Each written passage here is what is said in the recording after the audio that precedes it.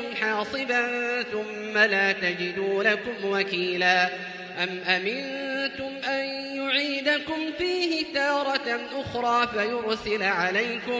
فيرسل عليكم قاصفا من الريح فيغرقكم بما كفرتم ثم لا تجدوا لكم علينا به تبيعا ولقد كرمنا بني آدم وحملناهم في البر والبحر ورزقناهم من الطيبات وفضلناهم على كثير ممن خلقنا تفضيلا يوم ندعو كل أناس بإمامهم فمن أوتي كتابه بيمينه فأولئك يقرؤون كتابهم ولا يظلمون فتيلا ومن كان في هذه أعمى فهو في الآخرة أعمى وأضل سبيلا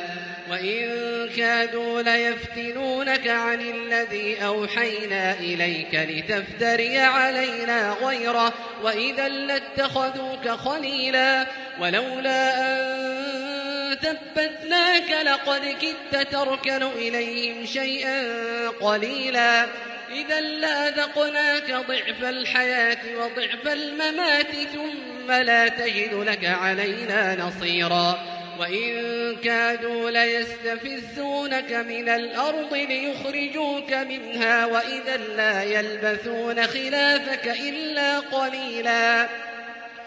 سنة من قد أرسلنا قبلك من رسلنا ولا تجد لسنتنا تحويلا أقم الصلاة لدلوك الشمس إلى غسق الليل وقرآن الفجر إن قرآن الفجر كان مشهودا ومن الليل فتهجد به نافلة لك عسى أن يبعثك ربك مقاما محمودا وقل رب أدخلني مدخل صدق وأخرجني مخرج صدق واجعل لي من لدنك